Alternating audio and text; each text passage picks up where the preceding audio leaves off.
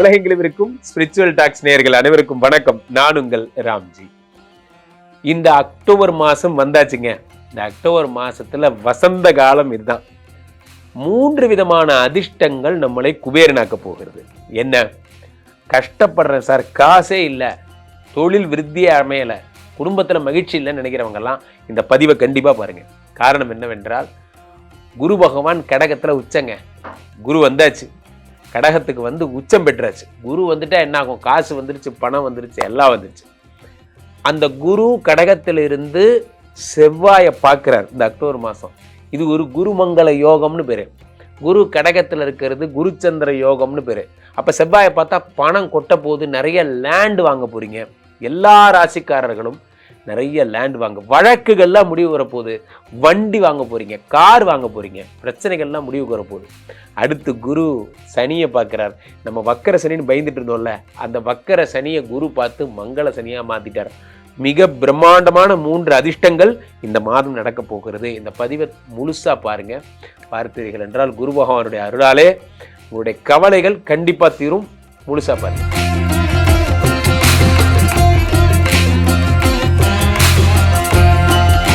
ரிஷபராசிக்காரர்களுக்கெல்லாம் இந்த 3 கிரக பயிற்சிகள் என்ன பலன்களை தரப்போகிறதுன்னு பார்க்குறோம். அவ்வகையில், அதாவது கிரக பயிற்சிங்கிறத விட 3 யோகங்கள், அதிர்ஷ்ட யோகங்கள் என்ன? பொதுவாகவே நீங்கள்லாம் ரொம்ப லவ் அண்ட் ரொமான்டிக்கு. ரிஷபராசிக்காரர்களை பற்றி சொல்கிறதா இருந்தால், நீங்கள் வந்து ரொம்ப லவ் அண்ட் ரொமான்டிக்கான ஆட்கள். உங்களுக்கு விபரீத ராஜயோகம் தரப்போகிறார் இந்த குரு பகவான். இங்கே 8 குடைவர் 3ஆம் இடத்தில் மறைகிறார்.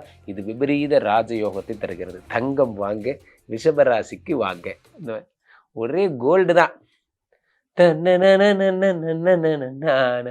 ஒரே கோல்டு மழை கொட்ட போகுது. முத்தமலை அதெல்லாம் அவர் யாருக்கோ போயிட்டு சார், நமக்கு தங்கமலை என்ன, தங்கமலை தான். அப்போ குரு பகவான் விபரீத ராஜயோகம் பெற்ற என்ன ஆகும்? 8 குடையவன் விபரீத ராஜயோகம் பெற்ற சொத்தா சேரப்போகுது. அது என்னன்னு தெரியல, சொத்தா சேரும்.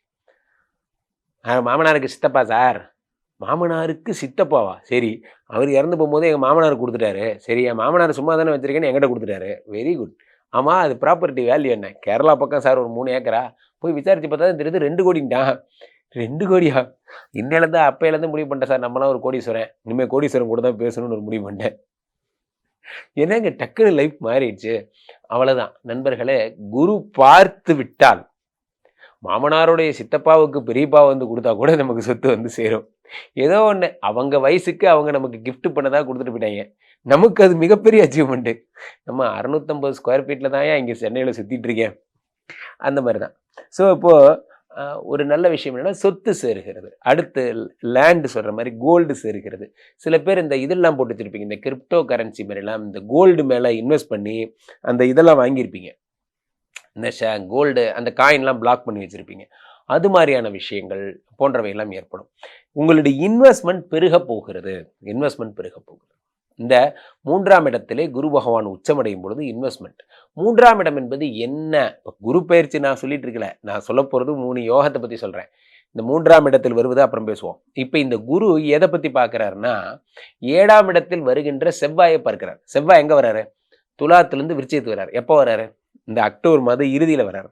ஓகே, அப்போ 7ஆம் இடத்துக்கு வரக்கூடிய செவ்வாயை குரு பார்ப்பதால் குருமங்கள யோகம் ஏற்படுகிறது. இந்த 7ஆம் இடம் என்பது என்ன அப்படின்னா, லவ் அண்ட் லவ் ஒன்லி. அந்த புத்தகத்தை எழுதுனது வேற யாரும் கிடையாது, நீங்கள் தான். அந்த லவ் அண்ட் லவ் ஒன்லி, அது பார்த்தா காதல் சம்மந்தப்பட்ட விஷயங்கள். ரொம்ப நாளாக ட்ரை பண்ணுறேன் சார், திரும்பியே பார்க்க மாட்டேங்கிறாங்க சார், என்ன பண்ணுறதுன்னு தெரியல, நான் எவ்வளோ லவ் பண்ணுறேன்னு எனக்கு தான் சார் தெரியும். அந்த மாதிரி சீரியஸாக லவ் பண்ணுறவங்களுக்கெல்லாம் ஒரு நல்ல செய்தி, அவர்கள் காதல் ஓகே ஆகும். சில பேர் இந்த 7ஆம் இடம் என்பது செவ்வா. இந்த செவ்வாங்கிறதுனால நிறைய பேருக்கு ப்ரப்போஸ் பண்ண தெரியாது.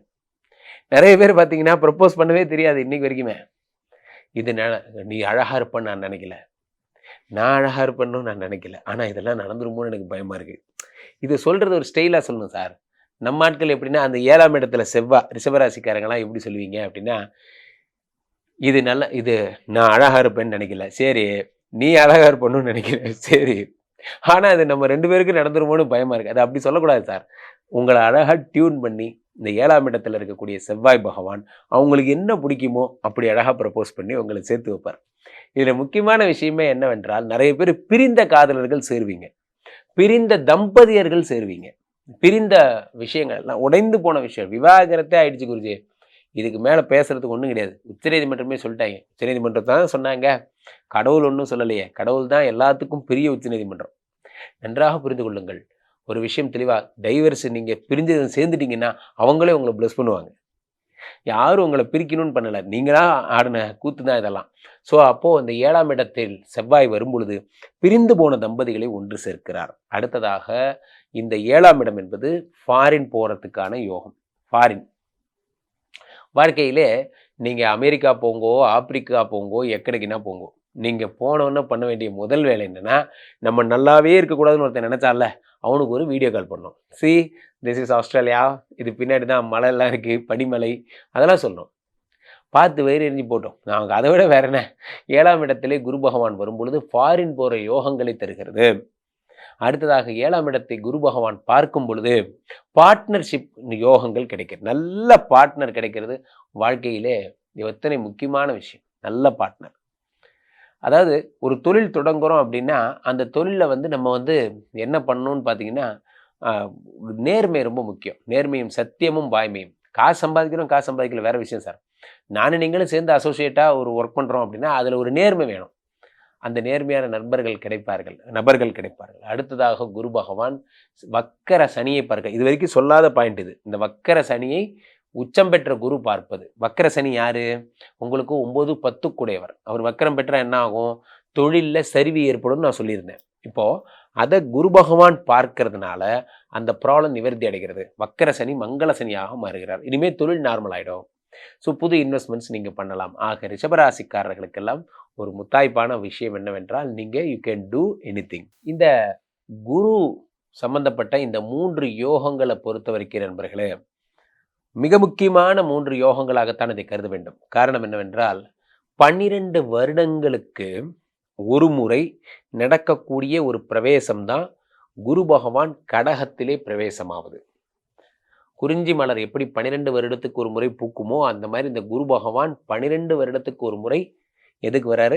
கடகத்துக்கு வராரு. திரும்ப வர்றதுக்கு 12 வருஷம் ஆகும். இந்த கடகத்தில் குரு பகவான் உச்சம் பெறுகிறார். அதான் இதுல இருக்க பெரிய சிறப்பு. உச்சம் என்றாலும் ஆட்சி என்றாலும் ஒரு வித்தியாசம் இருக்கு நண்பர்களே. மீனத்திலோ தனுசிலோ குரு பகவான் இருந்து நன்மை செய்வதை விட கடகத்தில் இருந்தால் 100 மடங்கு செய்வார். இப்போ நான் என் சொந்த வீட்டில் இருக்கேன்னு வச்சுக்கோங்க. இங்கே வந்து நான் ஆட்சி பெற்று அமர்ந்திருக்கேன். இந்த வீட்டில் நான் எடுக்கிறது தான் முடிவு, இல்லைன்னு நான் சொல்லலை. ஆனால் தம்பி வினோத் வீட்டிற்கு செல்லும் பொழுது நான் ரொம்ப சந்தோஷத்தின் உச்சத்திற்கு செல்லுகிறேன். உச்சம் பெற்ற குருவாகிறேன். ரொம்ப சந்தோஷமா இருக்கேன். அப்போ பலன்களை வாரி தருவேன். அப்போ உச்சம் என்பது தான் ரொம்ப முக்கியம். ஆட்சியை விட உச்சம் முக்கியம். இப்போ அந்த உச்சம் பெற்ற குரு பகவான் 2, 3 யோகங்களை கொண்டு வரார். இதுதான் ஜோதிட சாஸ்திரத்தில் நுட்பமாக தெரிஞ்சவங்க புரிஞ்சுக்கணும்.